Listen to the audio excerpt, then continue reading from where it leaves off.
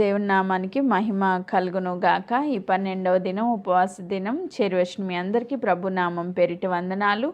నిన్నటి దినాన్ని మనము హృదయ స్థితి గురించి మాట్లాడుతూ యేసుక్రీస్తు ప్రభువారు ప్రయాసపడి భారం మోయించిన సమస్త జనులారా నా యొద్దకు రండి, నేను మీకు విశ్రాంతినిస్తాను అని మనతో మాట్లాడుతూ అనేక విషయాలు బోధించుకుంటూ వచ్చారు. అయితే యేసుక్రీస్తు ప్రభు హృదయము ఎలా ఉంది అన్నది మనం నేర్చుకుంటున్నాం. తద్వారా మన హృదయాలు ఎలా మార్చుకోవాలి అని కూడా మనం నేర్చుకుంటా ఉన్నాం. సో ప్రభు యొక్క హృదయము ఎలా ఉంది అని మనం చూస్తే, ప్రభు యొక్క హృదయము ఎలా ఉంది అంటే, ఆయన సాత్వికుడను దీన మనస్సు గలవాడను గనక నా యొద్దకు వచ్చి మీరు నా కాడి ఎత్తుకొని నా యొద్ద నేర్చుకోండి అని చెప్పారు. సో ప్రభు ఎలాంటి వ్యక్తి అంట? సాత్వికుడు, దీన మనస్సు గలవాడు. ఈ మాటను మనం ఆల్రెడీ ధ్యానం చేసాం. రెండవదిగా ప్రభు యొక్క హృదయము ఎలా ఉంది అన్నది ఈరోజు మనం నేర్చుకోబోయే అంశం. యేసుక్రీస్తు ప్రభువారు ఈ లోకంలో ఉన్నప్పుడు ఆయన ఎవరిని చూసినా, ఏ వ్యక్తిని చూసినా, సో ఆయన ఎలా స్పందించేవారు అన్నదానికి ఒక మాట నేను చదువుతున్నాను. మత్తయి సువార్త 9వ అధ్యాయము 36వ వచనాన్ని నేను చదువుతా ఉన్నాను. 36 వచనం. ఆయన సమూహములను చూసి వారు కాపరి లేని గొర్రెల వలె విసికి చెదరియున్నందున వారి మీద కనికరపడి. ఆమేన్, ప్రైజ్ గాడ్. ఇంకొక మాట చదువుతాను. మత్తయి సువార్తలోనే 14వ అధ్యాయము 14వ వచనం. 14వ అధ్యాయం 14వ వచనం. ఆయన వచ్చి ఆ గొప్ప జన సమూహమును చూసి వారి మీద కనికరపడి వారిలో రోగులైన వారిని స్వస్థపరిచెను. ఆమేన్. అలాగే మత్తయి సువార్తలోని 15వ అధ్యాయము 32వ వచనాన్ని కూడా నేను చదువుతా ఉన్నాను. 15వ అధ్యాయం 32వ వచనం. అంతటా యేసు తన శిష్యులను పిలిచి, ఈ జనులు నేటికి 3 దినముల నుండి నా యొద్ద ఉన్నారు, వారికి తిననేమీ లేదు గనుక వారి మీద కనికర పడుచున్నాను. సో ఈ 3 వాక్య భాగాల్లో మనకి కామన్గా కనిపించే వర్డ్ ఏంటంటే కనికరము గల దేవుడు అని. సో మొదటి కాంటెక్స్ట్లో మనం చూస్తాం, ఆ జన సమూహాలను చూసినప్పుడు వారు కాపరి లేని గొర్రెల్లాగా చెదిరిపోయి ఉన్నారంట. సో సరైన కాపరి లేక, సరైన వాక్య బోధ లేక, సరైన పోషణ లేక చెదిరిపోయిన గొర్రెల వలె వారున్న కారణాన్ని బట్టి ఆయన వారి మీద కనికరపడ్డారు అని మనం చూస్తూ ఉన్నాం. అలాగే రెండో కాంటెక్స్ట్లో చూస్తే వారు అనారోగ్యములతో బాధపడుతూ ఉన్నప్పుడు వారికి ఉన్న అనారోగ్యాలను బట్టి వారు ఎంతో కృంగిపోయి బలహీనమైపోయిన స్థితిలో ఉన్న వారిని చూసి ప్రభు కనికరపడ్డారు అని మనం చూస్తూ వచ్చాం. మూడో కాంటెక్స్ట్లోకి వచ్చేసరికి వారు 3 దినముల నుంచి ప్రభు బోధ వింటూ ఆకలితో ఉన్నారు. సో ఈ సిచ్యువేషన్లో వాళ్ళని ఇంటికి పంపిస్తే ఎక్కడో చోట మూర్ఛబొచ్చి పడిపోతారు, కళ్ళు తిరిగి పడిపోతారు. కాబట్టి నేను వారి మీద కనికర పడుతున్నాను, వారికి భోజనం పెట్టి పంపించమని శిష్యులతో చెప్తున్నట్లుగా మనం చూస్తూ ఉన్నాం. అంటే మన దేవుడు యొక్క హృదయము ఎలా ఉంది అంటే కనికరముతో నింపబడి ఉన్నది. ఇది మనం అర్థం చేసుకోవాల్సిన మాట. ఆయన దీన మనస్సు గలవాడే కాదు, ఆయన దయ కలిగిన వ్యక్తి, ఆయన సాత్వికుడే కాదు, ఆయన కనికర పూర్ణుడు కూడా. ఆమేన్. సో ఈరోజు మన దేవుని సన్నిధికి వచ్చిన మనందరినీ చూస్తున్నారు ఆయన. ఎలాంటి హృదయంతో చూస్తున్నారంటే, నువ్వు రోగముతో వస్తే నిన్ను స్వస్థపరచాలని, నువ్వు ఆకలి కొని వస్తే నిన్ను పోషించాలి అని, లేదా నువ్వు ఆర్థిక ఇబ్బందుల్లో వస్తే నీకు సమృద్ధి ఇవ్వాలని, నువ్వు ఏ విధమైన ఆదరణ లేకుండా విడవబడిన స్థితిలో, కాపరి లేని స్థితిలో ఉంటే నిన్ను ఆదరించి బలపరచాలని దేవుడు కోరుకుంటా ఉన్నారు. ఆయన హృదయంలో నీ గురించి ఆలోచించినప్పుడు ఏసావు గురించి మాట్లాడుతూ పాత నిబంధనలో ఈ మాట రాయబడి ఉంటుంది. నీ గురించి ఆలోచించినప్పుడల్లా నా హృదయంలో, నా కడుపులో వేదన కలుగుతుంది అని. అంటే ఒక తల్లి బిడ్డ బాధలో ఉన్నప్పుడు కడుపులో నుంచి వేదన వస్తుందంట. ఎందుకంటే ఆ బిడ్డ యొక్క బాధను చూసి. సో ప్రేమ ఎక్కువగా ఉన్నప్పుడు ఆ బాధను మనం చూడగలుగుతాం. అలాగే మన దేవుడు కూడా మనల్ని సృష్టించిన సృష్టికర్త, మనం బాధపడుతూ ఉంటే సంతోషించే దేవుడు ఎంత మాత్రము కాదు. ఆయన దగ్గరికి వచ్చిన ప్రతి ఒక్కరిపైన ఆయన కనికర పడ్డారు అని మనం చూస్తూ ఉన్నాం. సో ఈరోజు ఆయన హృదయ స్థితిని చూసినప్పుడు మనం అర్థం చేసుకోవాల్సిన మాట, ఆయన కనికర పూర్ణుడు అని. ఆమేన్. ఇంకొక మాట చదువుతున్నాను. లూకా సువార్త 6వ అధ్యాయానికి వచ్చేసరికి 6వ అధ్యాయము 35వ వచనాన్ని నేను చదువుతున్నాను. ఇప్పుడు ఆయన కనికర పూర్ణుడు అని మనం నేర్చుకున్నాం. అయితే మనం ఎలా ఉండాలని దేవుడు కోరుకుంటున్నారు?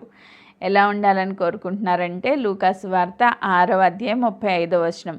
మీరైతే ఎట్టివారిని గూర్చి అయినను నిరాశ చేసుకొనక మీ శత్రువులను ప్రేమించుడి, మేలు చేయుడి, అప్పియుడి, అప్పుడు మీ ఫలము గొప్పదయుండును, మీరు సర్వోన్నతుని కుమారులయుందురు.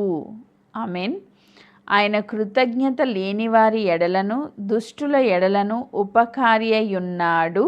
కాబట్టి మీ తండ్రి కనికరము గలవాడై ఉన్నట్లు మీరును కనికరము గలవారై ఉండుడి. ఆమేన్. మన దేవుడు ఎలా ఉన్నాడో ఆయన బిడ్డలుగా, ఆయన కుమారులుగా లేదా ఆయన కుమార్తెలుగా మనము కూడా కనికరము కలిగి ఈ లోకంలో జీవించాలి అని దేవుడు కోరుకుంటా ఉన్నారు. ఆమేన్. ఎలాంటి కనికరం అంట? ఎవరిని గూర్చి నిరాశ చేసుకోవద్దు. అంటే నీకు వ్యతిరేకంగా లేచిన వాళ్ళు, నిన్ను బాధ పెట్టిన వాళ్ళు, నీకు శత్రువులుగా తయారైన వాళ్ళు, వీళ్ళెవ్వరిని గూర్చి నువ్వు నిరాశ చెందక ఆ శత్రువుని కూడా ప్రేమించి ఆ శత్రువుకి కూడా మేలు చేసి అప్పు ఇచ్చే స్థితిలోనికి నీ తండ్రి ఎలా అయితే ఉన్నాడో అలాగే నువ్వు కూడా ఉండాలి అని దేవుడు చెప్తున్నారు. ఇది మనం ఎక్కడ చూస్తాము అంటే శిలువ పైన ఆయన చేసిన కార్యము కేవలం ఆయన బిడ్డల కొరకే కాదు. ఆయన లోక పాపములను మోసుకుని పోయే గొర్రె పిల్లగా ఈ లోకానికి దిగి వచ్చారు అని రాయబడి ఉంది. అంటే ఆయనకి వ్యతిరేకంగా ఉన్న వారి గురించి ఆయన చనిపోయారు. ఆయన బిడ్డలుగా మార్చబడిన వారి గురించి కూడా ఆయన చనిపోయారు. చెప్తారు కదా, మొట్టమొదటి మాట, ఎంతో భయంకరంగా హింసిస్తున్న ఆ సైనికుల గురించి ఆయన ప్రార్థన చేస్తూ, ఆయన్ని అవమానపరుస్తూ, ఎగతాళి చేస్తూ, నువ్వు దేవుడివైతే కిందకి దిగి వచ్చి నీ మహిమని చూపించు అని ఎట్టకారంగా మాట్లాడుతున్న వారిని గురించి, ఇంత ఘోరమైన శిక్షలో నలిగిపోతున్నప్పుడు ప్రక్కలో బళ్ళెపు పోటుతో పొడిచిన వ్యక్తుల గురించి, ఈయన్ని తెలిసి హింసిస్తూ నువ్వు నిజంగా దేవుడివైతే నిన్ను తన్నిందెవరో చెప్పు, నిన్ను గుద్దిందెవరో చెప్పు అని అడుగుతున్న వారిని గురించి ఆయన చెప్తున్న మాట ఏంటి అంటే, ఏం చెప్తున్నారు? తండ్రి, వీరేం చేస్తున్నారో వీరెరుగరు గనక వీరిని క్షమించు అని ప్రార్థన చేశారంట. నిజంగా ఎంత ప్రేమో లేకపోతే అలాంటి ప్రార్థన చేయగలుగుతాం? మనమైతే చేయగలుగుతామా? ఎట్టి పరిస్థితుల్లో మనం చేయలేమనే చెప్పాలి. కానీ దేవుని మహాకృపను బట్టి ఆయన కనికరాన్ని మనలో నింపి ఆయన రూపంలోనికి ఆయన మనల్ని మార్చుకుంటారు. ఖచ్చితంగా క్షమించే మనస్సును కూడా మనకి ఇస్తారు. ఎప్పుడు నేను దేవుని బిడ్డను అని నువ్వు తెలుసుకున్నప్పుడు, ఎప్పుడు ఆయన ఆత్మ ద్వారా మనం నింపబడినప్పుడు, ఆయన ఆత్మ ద్వారా మనం నడిపించబడినప్పుడు అదే కనికరంతో మనం కూడా ఈ లోకంలో నడుచుకోవచ్చు. ఆమేన్. సో అందుకే దేవుడు చెప్తున్నారు, ఆయన కృతజ్ఞత లేని వారి ఎడల, దుష్టుల ఎడల కూడా ఉపకారి అయి ఉన్నాడు.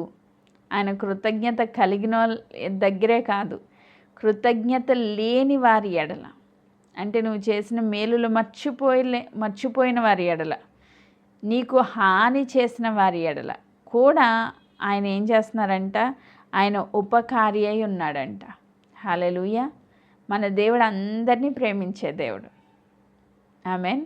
వాళ్ళ ఐగుప్తీల, వాళ్ళ దుబాయ్ వాళ్ళ, వాళ్ళ అబుదాబి వాళ్ళ, వాళ్ళ ఇరాన్ వాళ్ళ, ఇప్పుడు దాడి చేసిన ఇరాన్ వాళ్ళని కూడా దేవుడు ప్రేమిస్తున్నారు. ఆమేన్. సో అందరినీ దేవుడు ప్రేమిస్తారు. ఎవరిని త్రోసివేసే దేవుడు కాదు మన దేవుడు. ఎందుకంటే ఆయన అందరికీ ఉపకారి. ఆమెన్. ఆయన అందరికీ ఉపకారి, అందరినీ ప్రేమించే దేవుడు. ఆయన అలా ఉన్నారు. ఓకే, ఇప్పుడు మనం ఎలా ఉండాలని కోరుకుంటున్నారు? 36వ వచనంలో, కాబట్టి మీ తండ్రి కనికరము గలవాడై ఉన్నట్లు మీరును కనికరము గలవారై ఉండుడి. సో ఆయన ఏ ఫీచర్స్ అయితే కలిగి ఉన్నారో దేవుని బిడ్డలుగా మార్చబడిన మనము కూడా అదే కనికరంతో ఈ లోకంలో నడవాలి అని దేవుడు కోరుకుంటా ఉన్నారు. హల్లెలూయా. నువ్వు రక్షణ పొందిన దినాన్ని నీకు కనికరం లేకపోయినా పర్వాలేదు. మనం మొదటి దినం చూసాం, పసిబిడ్డలుగా పుట్టినప్పుడు వాడు నల్లగా పుట్టినా తెల్లగా పుట్టినా ఎలాంటి ఆకృతిలో పుట్టినా, కొంతమందికి పుట్టుకలోనే అవయవాలు ఉండవు, కొంతమంది లోపాలతో పుడతారు. ఒక చెయ్యి లేకుండా పుట్టారనుకోండి, ఈ బిడ్డ నాకు వద్దని పెంట మీద పడేస్తుందా తల్లి? పడేదు. ఎలా పుట్టినా కూడా నా బిడ్డ అని హత్తుకుంటుంది తల్లి. అలాగే మనం ఎలాంటి లోపాలతో దేవుని సన్నిధికి వచ్చినా ఆయన హత్తుకుంటారు మనల్ని. సరే, నా బిడ్డ పాపంలోనే వచ్చింది అయినా కూడా క్షమించే దేవుడు, అయినా కూడా కనికరం చూపించే దేవుడు. కానీ ఒక 10 సంవత్సరాలు లేకపోతే ఒక 20 సంవత్సరాలు అయిన తర్వాత కూడా నేను ఇలాగే ఉంటాను అంటే, పుట్టిన బిడ్డ 10 సంవత్సరాల తర్వాత కూడా ఎదగకుండా, నడవకుండా, పాక్కుంటూ అలాగే తిరుగుతూ ఉందనుకోండి, మనకేమైనా సంతోషం ఉంటుందా? పుట్టినప్పుడు ఎలా పుట్టినా సంతోషిస్తాం, కానీ డేస్ గడిచే కొద్దీ ఆ బిడ్డ ఎదగాలని మనం కోరుకుంటాం. ఒకవేళ ఎదుగుదల లేకపోతే బాధపడతాం ఖచ్చితంగా. అయ్యో, ఈ బిడ్డ ఏంటి ఎదగట్లేదు, తినలో ఏంటి గ్రోత్ రావట్లేదు, నెలలకి తగినట్లుగా బరువు లేదు, నెలలకి తగినట్లుగా గ్రోత్ లేదు, హైట్ పెరగట్లేదు అంటే ఏదో లోపం ఉంది అని డాక్టర్ దగ్గర తీసుకెళ్తాం. అలాగే మనం కూడా రక్షణ పొందినప్పుడు ఎలాంటి స్థితిలో ఉన్నా దేవుడు మనల్ని అంగీకరిస్తారు.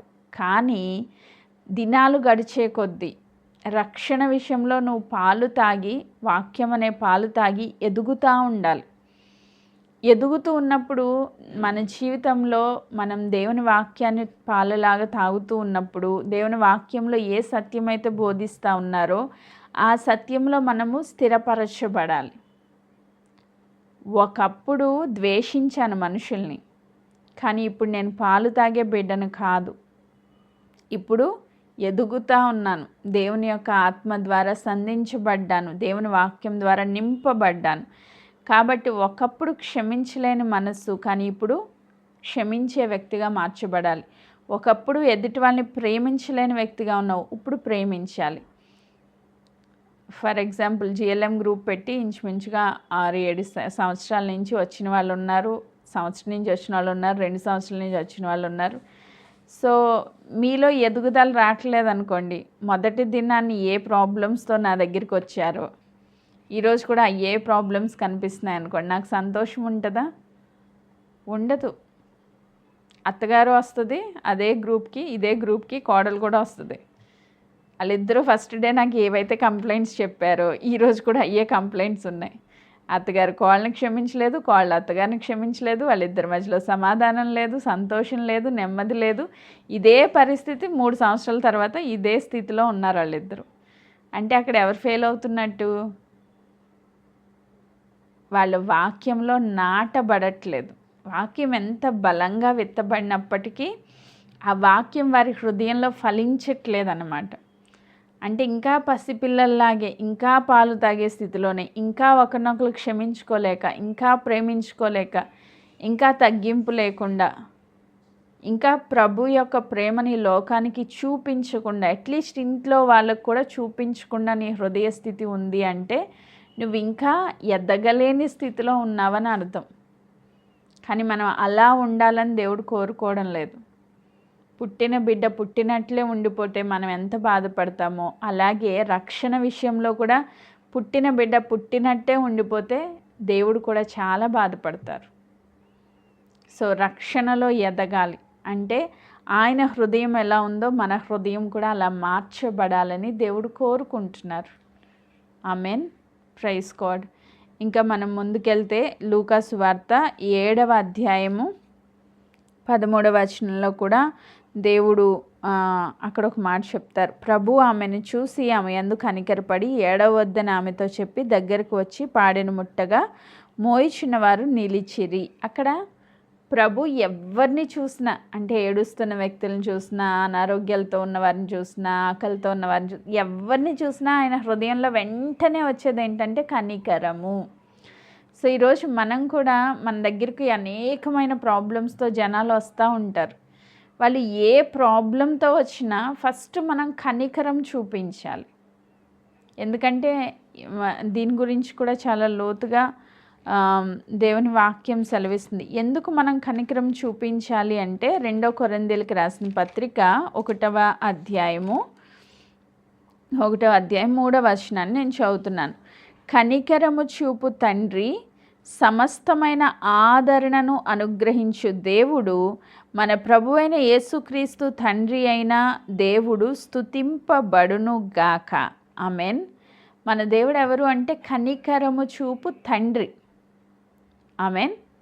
కనికరము చూపు తండ్రి. ఇంకొక మాటలో సమస్తమైన ఆదరణ అనుగ్రహించు దేవుడు. ఆయన దగ్గరికి ఎవరు వచ్చినా, ఎలాంటి ప్రాబ్లంతో వచ్చినా వాళ్ళ ఆదరణ పొందుకునే వెళ్ళారు. మీరు బైబిల్ గ్రంథంలో సువార్తల్లో ప్రభు చేసిన అద్భుతాల్లో ఎక్కడ చూసినా వాళ్ళు అనారోగ్యంతో వస్తే విడుదల పొందుకుని వెళ్ళారు, అపవిత్రాత్మలతో పట్టబడి వస్తే విడుదల పొందుకుని వెళ్ళారు. ఎవరైతే సువార్త వినాలని వచ్చారో వారందరూ తృప్తిగా ఆత్మీయ ఆహారము, శారీరక ఆహారం కూడా భుజించి వెళ్ళారు. అంటే ఆదరించబడకుండా వెనుతిరిగిన వాళ్ళు ఒక్కరు కూడా కనిపించరు మనకి. హల్లెలూయా. సో అలాంటి స్థితిలో దేవుడు మాట్లాడుతూ అంటారు కదా, 4వ వచనం, దేవుడు మమ్మను ఏ ఆదరణతో ఆదరించుచున్నాడో, పౌలు గారు మాట్లాడుతున్నారు. దేవుడు మమ్మును అంటే పౌలు గారిని, అక్కడున్న సువార్థికులను ఏ ఆదరణతో ఆదరించుచున్నాడో ఆ ఆదరణతో ఎట్టి శ్రమలో ఉన్నవారినైనా ఆదరించుటకు శక్తి గలవారు మగునట్లు ఆయన మా శ్రమ అంతటిలో మమ్మను ఆదరించుచున్నాడు. నిన్ను దేవుడు ఎందుకు ఆదరిస్తున్నారు, నీ ఎడల దేవుడు ఎందుకు కనికరం చూపిస్తున్నారు అంటే నీ ద్వారా ఎట్టి శ్రమలో ఉన్నవారికైనా ఆదరణ దొరకాలి అని. నువ్వేదో హ్యాపీగా జీవించేయాలి, ఏ కష్టం లేకుండా ఈ లోకంలో సంతోషంగా బ్రతికేయాలి, దేవుని సన్నిధిలో నువ్వే ఆశీర్వాదాలు పొందేసుకుని కాళ్ళ మీద కాలేసుకుని కూర్చోవాలి, అది కాదు దేవుని ఉద్దేశం. నిన్ను ఆదరించడానికైనా, నీ ఎడల కనికరాన్ని చూపించడానికైనా, నీ ఎడల ప్రేమ చూపించడానికైనా ముఖ్యమైన మూల కారణం ఏంటంటే నీ ద్వారా ఎట్టి శ్రమలో ఉన్నవారైనా ఆదరించబడాలి అని. ఈరోజు నీకున్న ప్రాబ్లమ్స్లో దేవుడు నీతో మాట్లాడుతున్నారు, నీకున్న సమస్యల గురించి దేవుడు నిన్ను ధైర్యపరుస్తున్నారు, దేవుడు నిన్ను ఆదరిస్తున్నారంటే నెక్స్ట్ స్టెప్ ఏంటంటే నీ ద్వారా అనేకులు ఆదరించబడాలి. అంటే నీ దగ్గరికి జనాల్ని ఖచ్చితంగా దేవుడు నడిపిస్తారు. ఆమేన్. దేవుడు నీ దగ్గరికి పంపించిన ప్రతి ఒక్కరిని నువ్వు ఆదరించాలి, ప్రతి ఒక్కరిని నువ్వు ఆదరించాలి. అది మాటతో అయి ఉండొచ్చు, లేకపోతే దాంట్లో నీకు లేకపోతే నువ్వు ప్రార్థన చేస్తూ అయి ఉండొచ్చు, లేకపోతే ధన సహాయం చేస్తూ అయి ఉండొచ్చు. ఏదో ఒక రీతిగా దేవుడు నీకు ఇచ్చిన కృపను బట్టి నువ్వు మాటలతోనే ధైర్యపరుస్తావా, వాక్యంతోనే ధైర్యపరుస్తావా, నువ్వు డబ్బులు ఇచ్చే ధైర్యపరుస్తావా, వాళ్ళకున్న సిచ్యువేషన్లో నువ్వు ఎలా ఆదరించగలిగితే దేవుడు నీకు ఎలాంటి కృపనిస్తే అలా ఆదరించాలి. అంతే తప్ప నాకు సంబంధం లేదు, వీళ్ళెవరో నాకు తెలీదు, వీళ్ళతో నేను ఎందుకు మాట్లాడాలి. కొంతమంది స్వార్థపరులు ఉంటారు. నా సమయం నేను ఎందుకు వేస్ట్ చేసుకోవాలి, నా శక్తిని నేను ఎందుకు ఖర్చు చేయాలి, నేను వీళ్ళతో ఎందుకు మాట్లాడాలి, ఇప్పుడు నేను బిజీగా ఉన్నాను, నా వల్ల కాదు అని చెప్తున్నామంటే మనం స్వార్థంతో ఉన్నామన్నమాట. దేవుని యొక్క కనికరాన్ని పొందుకొని కూడా వేరే వాళ్ళకి కనికరాన్ని ఇవ్వలేకపోతే దానివల్ల దేవుడు సంతోషించరు, బాధపడతారు. హల్లెలూయా. అందుకే పౌలు గారు చాలా స్పష్టంగా రాస్తూ 5వ వచనంలో అంటారు, క్రీస్తు యొక్క శ్రమలు మా యందు ఎలాగూ విస్తరించుచున్నవో అలాగే క్రీస్తు ద్వారా ఆదరణయు మాకు విస్తరించుచున్నది. శ్రమ ఎక్కడైతే వస్తుందో అక్కడ ఖచ్చితంగా ఆదరణ ఉంటుంది. ఆమెన్. శ్రమ ఎక్కడ ఉంటుందో అక్కడ ఖచ్చితంగా ఆదరణ ఉంటుంది. నేను ఈ ఎగ్జాంపుల్ ఎక్కువగా చెప్తూ ఉంటాను. 2 పిల్లలు ఉన్నారనుకోండి, ఒకళ్ళు నవ్వుతున్నారు, ఇంకొకళ్ళు ఏడుస్తున్నారు. తల్లి గబగబా వచ్చి ఎవరిని ఎత్తుకుంటుంది? ఏడుస్తున్న వాళ్ళనే కదా ఎత్తుకుంటుంది. నవ్వుతున్న వాళ్ళని ఎత్తుకుని వాళ్ళని ఊరుకోబెడతామా? చెయ్యం కదా. శ్రమలో ఎవరున్నారో వాళ్ళని దేవుడు ఆదరిస్తాడు. హల్లెలూయా. సో నువ్వు శ్రమలో ఉన్నావు, దేవుడు నిన్ను ఆదరిస్తున్నాడు. ఎందుకంటే ఆ ఆదరణ, ప్రేమ ఎంత గొప్పగా ఉందో నువ్వు పొందుకొని వేరే వాళ్ళకి ఇవ్వగలుగుతావు. కాబట్టి నువ్వే పొందుకోకపోతే నువ్వు ఇంకొకరికి ఇవ్వలేవు. దేవుని గురించి ఎప్పుడు చెప్తాం? రుచి చూచినప్పుడు చెప్పగలుగుతాం. దేవుడు ఉత్తముడని రుచి చూచి ఎరిగిన వారే చెప్పగలుగుతారు. సో అలాంటి వాళ్ళే స్టాండ్ అవ్వగలుగుతారు ఆ శ్రమలు వచ్చినప్పుడు. ఎదుటి వాళ్ళ యొక్క సాక్ష్యాల ద్వారా ఇన్స్పైర్ అయిన వాళ్ళు నిజంగా వాళ్ళ జీవితంలో శ్రమ వస్తే తొలగిపోతారు. ఎందుకంటే వాళ్ళకి ఎక్స్పీరియన్స్ లేదు కాబట్టి. సో ఎవరైతే దేవుడిని యొక్క గొప్పతనాన్ని తెలుసుకుంటారో వాళ్ళు శ్రమల్లో కూడా చాలా స్ట్రాంగ్గా నిలవబడతారు. ఆమేన్. సో దేవుని యొక్క గొప్పతనాన్ని తెలుసుకోవాలి. దావీదు దేవుని గురించి తెలుసుకున్నాడు కాబట్టి గొలియాతు ఎదురైనప్పుడు నా దేవుని నామం పేరిట, యెహోవా నామం పేరిట నీ మీదకి వస్తున్నానని వెళ్తాడు. సౌలు వీళ్ళందరూ ఉన్నారు, చాలామంది ఉన్నారు, అన్నయ్యలు ఉన్నారు, అందరూ ఉన్నారు, అందరికీ దేవుడి గురించి తెలుసు. కానీ వాళ్ళు రుచి చూచి ఎరగలేదు. జస్ట్ ఆయన దేవుడు, మేము ఆయన ప్రజలం, అంతే. వాళ్ళకి రిలేషన్ లేదు దేవుడితో. సో ఒక రిలేషన్షిప్లో ఉన్న దావీదు దేవుని కోసం స్టాండ్ అవ్వగలిగాడు. ఆ శ్రమను జయించాడు. గొప్ప మేలులు తన ద్వారా ఆ రాజ్యానికే కాదు, తన ద్వారా ఆ దేశానికే విడుదల వచ్చింది. ఆమేన్. Praise God. నువ్వు దేవుని రుచి చూచి ఎరిగి ఒక రిలేషన్షిప్లో మెయింటైన్ చేస్తున్న వ్యక్తివైతే ఖచ్చితంగా నువ్వు ఆదరణ పొందుకుంటావు. నీకు చాలా శ్రమలు ఉండొచ్చు. ఆయన చెప్తున్నారు, శ్రమ రాదని చెప్పారా పౌలు గారు ఎక్కడైనా? వస్తాయి. క్రీస్తు యొక్క శ్రమలు మా యందు ఎలాగా విస్తరించుచున్నవో. విస్తరిస్తున్నాయంట శ్రమ. ఈరోజు కూడా అనేక శ్రమలు విస్తరిస్తున్న దినాల్లో మనం ఉన్నాం. అన్నీ బాగుంటాయని నేను చెప్పను. ఖచ్చితంగా శ్రమలు గుండా నడిచే ఒక ఫేజ్ ఉంటుంది ఖచ్చితంగా అందరి జీవితంలో. ఆ ఫేజ్లో కూడా మనం ఆదరణను పొందుకుంటాం. ఇంకా నేను చెప్పగలుగుతాను, శ్రమలోనే దేవుడికి ఇంకా దగ్గరగా వెళ్ళగలుగుతాం మనం. అన్నీ బాగున్నప్పుడు మనం దేవుడిని ఎక్కువగా ప్రేమించలేం, ఆధారపడలేం, ఆయనకి దగ్గరగా సమీపంగా వెళ్ళలేం. ఒకరోజు చాలా సంవత్సరాల క్రితం, మేబీ కరోనా టైంలో, మా పాపకి లూజ్ మోషన్స్ అనమాట. చాలా వాటరీగా మోషన్స్ అయిపోతూ ఉన్నాయి. అసలు కంట్రోల్కి రావట్లేదు. ఆ నైట్ అంతా కూర్చున్నాను, ప్రే చేస్తూనే ఉన్నాను. కంట్రోల్కి రావట్లేదు. మన్నాడు పొద్దున్న హాస్పిటల్ తీసుకెళ్ళాము. రోజంతా ప్రార్థన చేస్తాను. నియర్లీ 24 hours నేను తన కోసం ప్రేయర్ చేస్తూనే ఉన్నాను. ఆ రోజు సాయంత్రానికి ముందు రోజు నైట్ మొదలు పెడితే నెక్స్ట్ డే సాయంత్రం ఇంకొక పాస్టర్ గారు, సత్యాంటి వాళ్ళ పాస్టర్ గారు వచ్చారు. ఆయన బయట నిలబడి మాట్లాడుతూ ఉన్నప్పుడు నేను ఇంకా అలసిపోయిన పరిస్థితిలో ఉన్నాను. నేను ఈ మాట చెప్పా, పాస్టర్ గారు ఇంత ప్రార్థన చేస్తున్నా ఎందుకు అది కంట్రోల్కి రాలేదు అని అడిగితే ఆయన ఒక మాట అడిగారు నన్ను, అమ్మ అన్నీ బాగుంటే నువ్వు 24 hours కంటిన్యూస్గా ప్రేయర్ చేస్తావా అని అడిగారు. మీ పాప హెల్తీగా ఉంటే నువ్వు ప్రేయర్ చేస్తావా అని అడిగారు. అస్సలు చేయనండి అని అన్నాను. మరి అందుకే దేవుడు ఇలాంటి పరిస్థితులు అనుమతిస్తారు అని చెప్పారు. సో నిజంగా ఆ మాట విన్నప్పుడు కరెక్టే కదా. తన కోసమనే కాదు, నేను అంటే 24 hours ఒక పిల్ల కోసమే చేయం కదా, చాలా విషయాలు ఎత్తుపట్టి ప్రార్థన చేస్తూ వచ్చాను. సో అప్పుడు నాకు అర్థమైంది, కొన్ని శ్రమలు కూడా దేవుడు ఎందుకు అనుమతిస్తారంటే మనము ఆ ఎక్స్పీరియన్స్ కూడా నడవడం కోసం. సో శ్రమ వచ్చినప్పుడు ఖచ్చితంగా మనం స్టాండ్ అవుతాం. ఎంత బలహీనతలున్నా, ఎలాంటి పరిస్థితులైనా, ఓపిక ఉన్నా లేకపోయినా. సో ఆ సిచ్యువేషన్ త్రూ వెళ్తున్నప్పుడు ఖచ్చితంగా స్టాండ్ అవుతాం, ఎందుకంటే దేవుడు తప్ప వేరొక దిక్కు లేదు కాబట్టి. సో అందుకే శ్రమలు ఎప్పుడు ఎక్కువ అవుతాయో అప్పుడు ఆదరణ కూడా ఎక్కువైద్ది. Amen, praise God. అందుకే ఆ అధ్యాయం అంతా మీరు చదువుకుంటే చాలా అద్భుతంగా పౌల్ గారు రాస్తూ వస్తారు. 6వ వచనం, మేము శ్రమ పొందినను మీ ఆదరణ కొరకు రక్షణ కొరకును పొందుదుము. మీ ఆదరణ కొరకు మీ రక్షణ కొరకు మేము శ్రమ పొందుతున్నాము అంటున్నారు. నిజంగా సంఘాలు కట్టడం కొరకు ఆయన ఎన్ని సమస్యలు గుండా నడిచారో మనకి పౌల్ గారి యొక్క సాక్ష్యాన్ని చూస్తే తెలుస్తుంది. ఎందుకు ఆయన అంత శ్రమలు అనుభవించాలి? చక్కగా ఆయన ఒక ఊర్లో ఉండి నేను సువార్త చెప్తాను మీరు నా దగ్గరికి రండి అని అనొచ్చు కదా.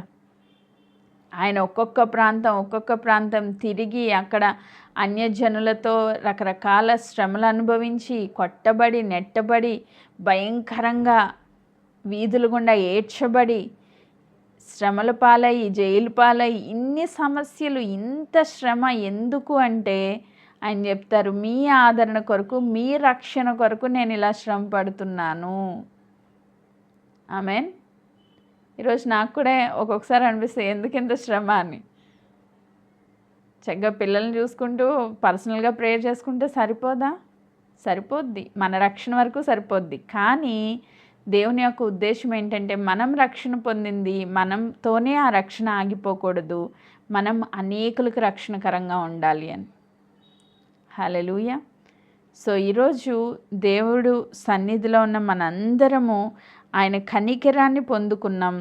ఆయన కనికరాన్ని పొందుకోవడంతోనే ఆగిపోకూడదు, అనేకులకు ఆ కనికరాన్ని చూపించే వ్యక్తులుగా ఉండాలి అని దేవుడు కోరుకుంటా ఉన్నారు. ఆమేన్.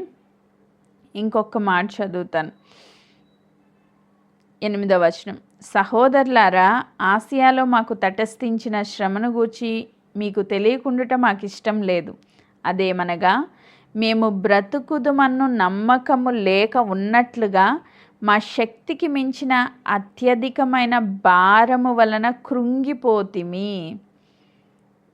ఎవరు చెప్తున్నారు ఈ మాట? పౌల్ గారు చెప్తున్నారు. ఏమని చెప్తున్నారు? మాకు వచ్చిన శ్రమ మీకు తెలియకుండాట మాకు ఇష్టం లేదు. ఎందుకు శ్రమల గురించి చెప్పాలైనా? ఓన్లీ ఆశీర్వాదం గురించి చెప్పుకుని వెళ్ళిపోవచ్చు కదా. అలా కాదు. ఇప్పుడు దేవుని బిడ్డలు ఉన్న చోట ఇలాంటి పరిస్థితులు ఎందుకు వస్తున్నాయి అని అడిగే వాళ్ళు కూడా ఉంటారు. ఇలాంటి క్వశ్చన్స్ కూడా వస్తాయి కొంతమందికి. దేవుని బిడ్డలకి కష్టం ఎందుకు వస్తుంది, శ్రమ ఎందుకు వస్తుంది అని. ఈ నెల వాగ్దానంలో దేవుడు అదే మాట్లాడారు. అత్యధికమైన మహిమ పొందాలి అంటే ముందు శ్రమ వస్తుంది ఖచ్చితంగా. శ్రమ వెనకాలే మహిమ ఉంటుంది. ఆమేన్. శ్రమ వద్దు అంటే మహిమ కూడా ఉండదు. ఈరోజు ఆయనకి ఆసియాలో మాకు తటస్థించిన శ్రమ గురించి మీకు తెలియకుండా ఇష్టం లేదు. అదేంటి అంటే బ్రతుకుదుము అన్న నమ్మకము లేని స్థితిలో ఉన్నట్లుగా మా శక్తికి మించిన అధిక భారము వలన కృంగిపోతిమి అంటున్నారు. పౌల్ గారు కృంగిపోవడం ఏంటి? చాలామందికి క్వశ్చన్స్ వస్తాయి. అంటే శ్రమలు నీ ఒక్కదానికే ఉన్నాయని అనుకుంటావు నువ్వు. చాలామంది అనుకుంటారు, నేను మాట్లాడుతూ ఉంటాను కాబట్టి నాకు అర్థమైంది. అమ్మ మా ఇంటిలోనే ఈ శ్రమ, మిగతా వాళ్ళు అందరూ బాగున్నారు, ప్రపంచం అంతా చాలా సంతోషంగా ఉంది, నేను ఒక్కదాన్నే శ్రమ పడుతున్నాను, నా ఇంటిలో మాత్రమే ఈ రకాల సమస్యలు ఉన్నాయి, ఈ పరిస్థితులు ఉన్నాయి, దేవుడు నన్నే ఎందుకు ఇలా నలగొడుతున్నారో నాకు అర్థం కావట్లేదు అన్నట్లుగా మాట్లాడుతూ ఉంటారు. కానీ పౌల్ గారు చెప్తున్నారు, మేము కూడా అత్యధికమైన భారం వలన కృంగిపోయాము. కృంగిపోయే పరిస్థితులు ఎవరికైనా వస్తాయి. అది ఎంత గొప్ప విశ్వాసి అయినా, అప్పుడే పుట్టిన బిడ్డ అయినా, శ్రమ అనేది ఏదో ఒక రీతిగా ఖచ్చితంగా ప్రతి ఒక్కరిని తాకుతుంది. ఇప్పుడు చూడండి, ఎల్కేజీ వాళ్ళు ఎగ్జామ్స్ రాస్తున్నారు, పీజీ వాళ్ళు ఎగ్జామ్స్ రాస్తున్నారు. ఎవరి లెవెల్కి తగ్గట్టుగా వాళ్ళకి ఎగ్జామ్స్ ఉంటాయి. ఖచ్చితంగా వాళ్ళకి అది కష్టమే. 4th క్లాస్ చదువుతున్న మా బాబుకి వాడి సబ్జెక్ట్ వాడికి కష్టమే. మొన్నే 9th క్లాస్ రాసింది మా అమ్మాయి, తనకి ఆ సబ్జెక్ట్ కష్టమే. అంటే ఎవరి లెవెల్ ఆఫ్ ఫెయిత్కి తగ్గట్టుగా వాళ్ళకి శ్రమలు వస్తూ ఉంటాయి. ఖచ్చితంగా అది వాళ్ళకి కష్టమే. కాబట్టి భారం వచ్చినప్పుడు, శ్రమ వచ్చినప్పుడు కృంగిపోతాం. ఎవ్వరమైనా కృంగిపోతాం. అంటే ఆ కృంగుదలలో కూర్చోకూడదు. కృంగుదల వస్తుంది ఖచ్చితంగా శ్రమల ద్వారా. కానీ పౌల్ గారు ఏం చెప్తున్నారు, నెక్స్ట్ వాళ్ళు ఏం చేశారు ఆ కృంగుదల వచ్చినప్పుడు అన్నది చాలా ఇంపార్టెంట్. 9వ వచనం, మరియు మృతులను లేపు దేవుని యందే గాని మా యందే మేము నమ్మిక ఉంచకుండునట్లు మరణమగుదుమను నిశ్చయము మా మట్టుకు మాకు కలిగి ఉండెను. మేమైతే ఖచ్చితంగా ఈ శ్రమలో చనిపోతాము, మరణమే వచ్చింది అన్నట్లుగా ఆ పరిస్థితి ఉందంట. ఇంక వేరే ఏం కాదు, మరణమే డైరెక్ట్గా. అలాంటి పరిస్థితులు ఎదురైనప్పుడు వాళ్ళు ఎవరి యందు నమ్మిక ఉంచారు అంటే మృతులను సజీవులుగా చేసే దేవుని యందు నమ్మిక ఉంచారు. హల్లెలూయా. మరణమే వచ్చినప్పటికీ, మరణమే కళ్ళ ముందు నిలవబడినప్పటికీ మృతులను సహితము లేపగలిగిన సర్వశక్తిమంతుడైన దేవుని యందు వారు నిరీక్షణ కలిగి ఉన్నారు. కాబట్టి ఎంత భయంకరమైన కృంగుదల గుండా వాళ్ళు నడవాల్సి వచ్చినప్పటికీ వారికి ఆదరణ వచ్చిందంట. ఆమేన్. ఈరోజు నువ్వు పరిస్థితి ఎలా ఉన్నప్పటికీ, ఎంత శ్రమలో ఉన్నప్పటికీ, మరణకరమైన పరిస్థితుల్లో మన ప్రియులు ఇప్పుడు భయాందోళన పరిస్థితుల్లో ఉన్నప్పటికీ నువ్వు ఎవని యందు విశ్వాసం ఉంచుతున్నావు, నీ మట్టుకు నువ్వు మరణం అవుతావనే పరిస్థితి కనిపిస్తుంది. కానీ మృతులను లేపు దేవుని యందు నువ్వు నిరీక్షణ కలిగి ఉంటే ఆ దేవుడు నీ పక్షముగా ఉన్నవాడు అనువాడని ఆయన నిరూపించుకుంటాడు. ఆయన నిన్ను కాపాడుతాడు, ఆయన నిన్ను భద్రపరుస్తాడు. దేవుడు అంటారు కదా, నిన్ను ముట్టినవాడు నా కనుగుడ్డును ముట్టిన వానితో సమానము. కనుగుడ్డును ముట్టాలంటే ఫస్ట్ ఏం చేయాలి? ఆ రెప్పల్ని దాటాలి. దేవుని కన్నుని ముట్టగలిగినంత శక్తి ఇంకా మన కళ్ళు ఒకవేళ రెప్పలు ఆడించడం ఏదైనా లేట్ అయితే కంట్లో నలకలు పడతాయి, ఏదో పడతాయి. కానీ దేవుని కన్నుని టచ్ చేసే అంత శక్తి ఎవరికైనా ఉందా? ఎవ్వరికీ లేదు.